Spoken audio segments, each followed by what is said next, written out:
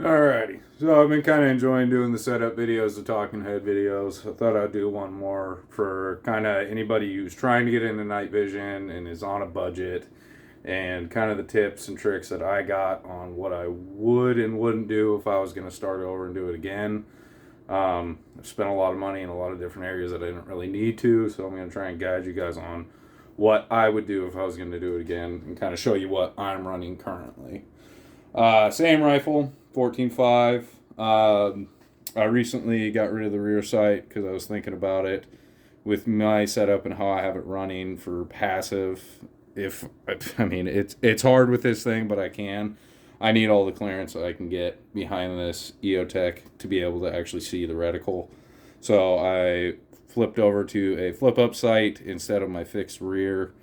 Other than that, it's set up pretty much the same. Got the Weld Tool LH2, got the SMS over there. I don't want to talk too much about that thing. I'm going to be doing a full review once I actually do a lot of rounds on that. Make sure it's holding zero, make sure it's holding up, and then I will let you guys know what's up with that thing. So, for laser wise, I think the best thing you can do getting in the game, if the SMS doesn't work out, the best thing that I got was this guy. This is a Holosun 117 IR. It's a great little device. It's just IR laser. That's it. It's $270. It's a little spendy in my opinion for just a laser, but it does the job. I was making hits out to 150, 200 yards with that thing at my night vision course. It did great out there. It's worth the money if that's all you can afford. The other stuff is just so freaking expensive. I think that's the best budget-minded IR laser you can get. Like I said, unless this SMS laser works out, which I really think it will, it's pretty freaking awesome so far. I think that's the best starter option for you. IR illuminators, they are expensive. Mine, like I said, is very budget friendly. This thing is about $200 all put together. It's incredible. It outdoes Surefires in my opinion. I saw a couple Surefires at that course, and mine was putting out a little more power than theirs was. Just a little more output. I could see a little bit better. It was really floody at distance, but it did a really good job.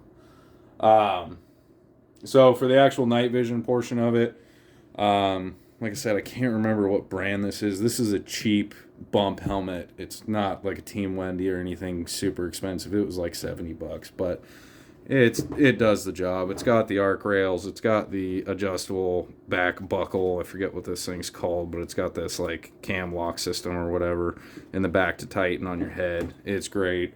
I don't ever use the straps on it because that thing notches up so tight on the back of my head. It's really comfy that way. For the actual night vision that I'm using a PVS7 AGM NL2. It's a Gen 2 Plus tube. Pretty decent tube. Not too bad. It's budget, and budget was like $2,100. It's expensive. Night vision is just really expensive. And that's one of the things I would go over if I was going to do this over again. Instead of getting this PVS7, I would probably go with, you can get a nice PVS14 for about $2,100.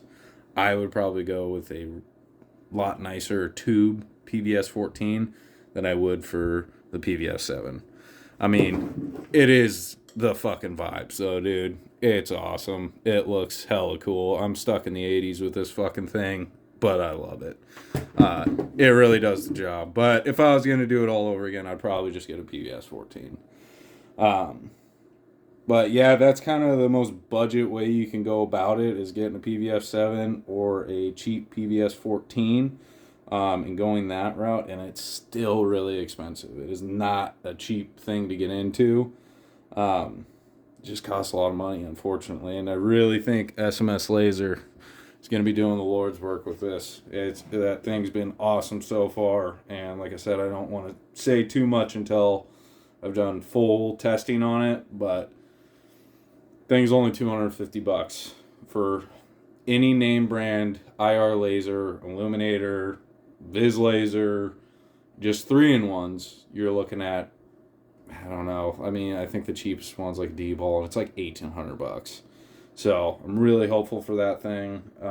I will keep you guys posted on that, but thought I'd give you guys a little bit of insight into, how much it costs to get into night vision, and even the cheap budget stuff that I run.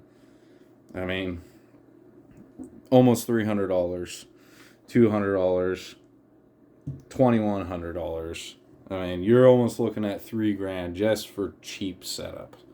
So it's very expensive, and I don't mean to discourage people from it. It's just I didn't realize all the accompanying things that I need for this guy. You really need all of this extra stuff to accompany this to be efficient. So, I don't know. I thought it would be cool to kind of show you guys, my setup and give you a brief overview of, cost of entry on this stuff. It's pretty jarring when you look into it. Oh, and I didn't even get to the mounts. Luckily, I bought mine in a pack that came with the mount and all that jazz. But when you get into like the Wilcox mounts and stuff, those are like another $300. So, yeah, it's just expensive. It sucks. Night vision stuff needs to be cheaper. So yeah, tell me if you guys kind of like this talking head stuff, where I kind of tell you about my gear and my opinions on what I would and wouldn't have done if I had to do it again.